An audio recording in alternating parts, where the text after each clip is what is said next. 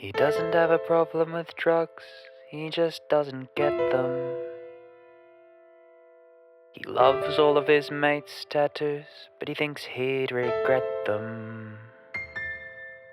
He likes going to pubs, but he hates it when the music's too loud. He tends not to go to rock concerts, cause he can't stand the crowds.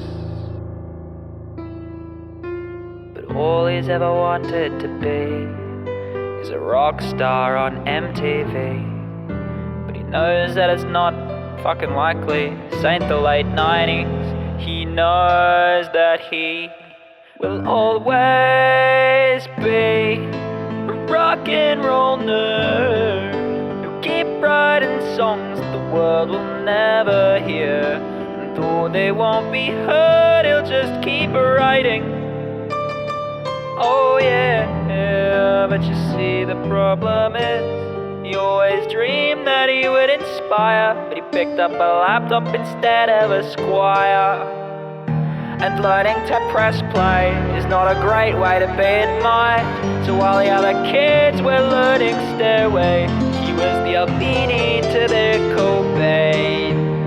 But he was convinced one day he'd rock their fucking asses and be an icon for the disenfranchised masses. Grow his hair long and rebel against the state. But just for now that'd have to wait, cause he's running late for his morning classes. And he will always be a rock and roll nerd. He'll keep writing words the world will never read. And though they won't be seen, he'll just keep writing. But you see the problem is there's not much depth in what he's singing. He's a victim of his lower middle class upbringing, so he can't write about the streets or flexing. So he sits and imagines his girlfriend is dead to try and evoke some angst in his middle class head. But it's quite hard to bereave when the one for which you grieve never even existed. He's not spent a single night in prison. He has no issues with nutrition. He has no drinking problem and no drug addiction, unless you count the drugs they put in chicken. And marijuana always tends to make him cough. He doesn't look good with his t-shirt off, and when he tries to act tough, you can tell he's tricking. While his mates go out late, popping pills and getting pissed, goes home and showers, he gets a good 8 hours. He gets thrills from his morning lifts, while his mates go on dates, taking speed and drinking cans of Jim Beam. He goes home and writes, spends all of his nights writing things the world will never see.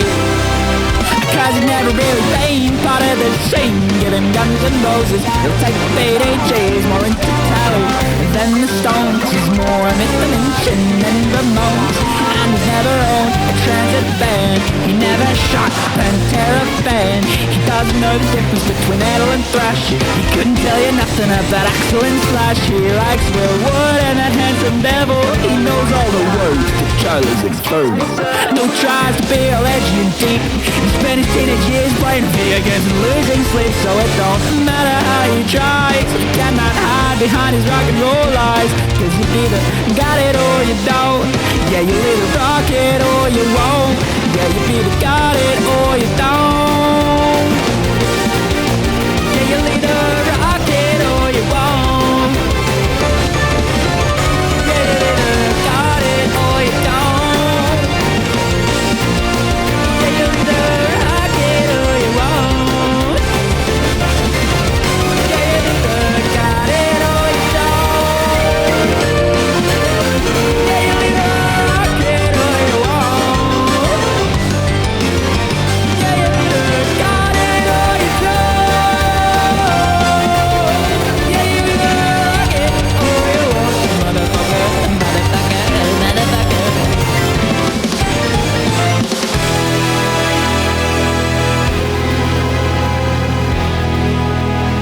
He knows that his music lacks depth, but it just can't be helped. He has nothing interesting to say, so he writes about himself. But he doesn't want to sound self-obsessed, so he writes in third person,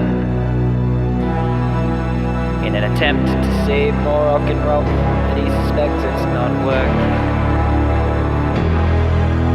And deep in his heart he knows he will never be Bono or Bowie.